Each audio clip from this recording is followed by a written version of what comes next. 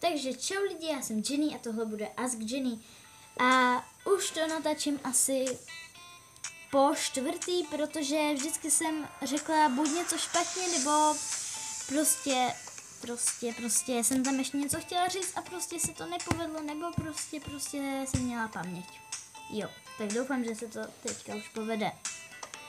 Takže přidej sem obrázek svého oblíbeného filmu.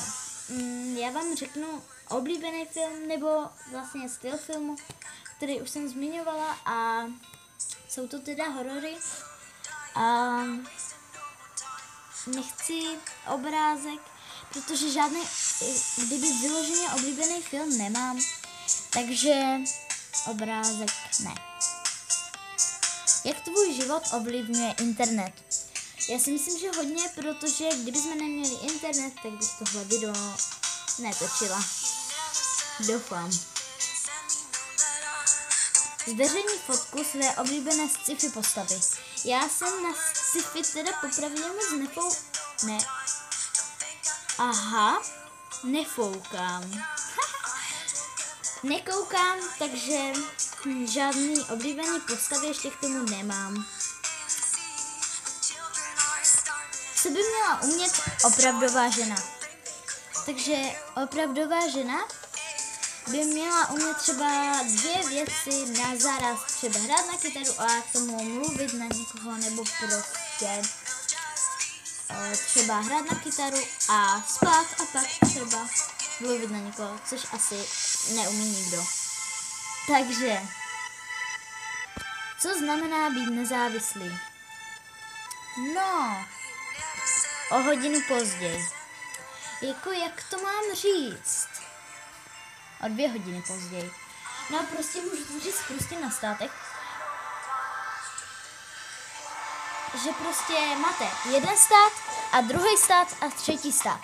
Ty dva se prostě spolu bojujou a ten nezávislý stát prostě nebojuje s nikým. Je to vlastně takový neutrální.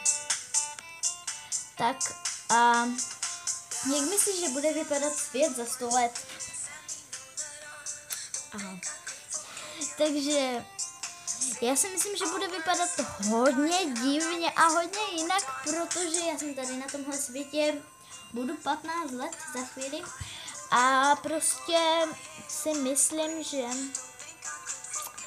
se hodně změnil za těch 15 let. Je třeba číst hodně knih. No a mě třeba osobně čtení baví, když se přiznám, a někoho nebaví, takže číst nemusí. Je to podle toho člověka. Co si podle tebe myslí zvířata o lidech? Zase. Prostě já tam zapomínám dělat toto. Takže, co si podle tebe myslí zvířata o lidech? No, já si myslím teda, teď to bude dlouhý keci, takže já to trošku zrychlím, i když nezrychlím, takže to je jedno. Si myslím, že si teda myslí o lidech prostě strašně divnou věc, protože jsou to takový úplně obři, no proti třeba koňovi ne, že? No, je to takový těžký, prostě. Já nevím. No prostě, představte si, když jste nějaký zvíře, co byste si mysleli o takovém, že jste třeba pejsek. O tom jsem už taky přemýšlela, protože psa máme. Tak když jste třeba pes, tak si představte, co si o vás třeba ten pes myslí. Co si prostě myslíte třeba. No, to je hodně těžký.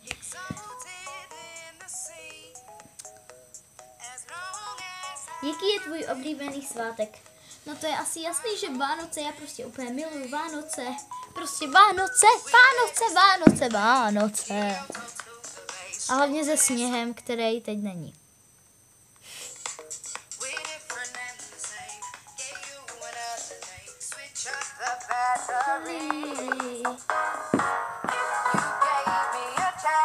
A poslední otázka, kolik vám je, to už jsme zmiňovali a je nám 15 a mě bude teďka 15.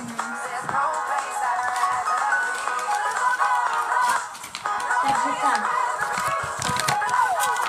Mně bude teďka 15 a pokud mě není slyšet, tak z toho nevšímejte.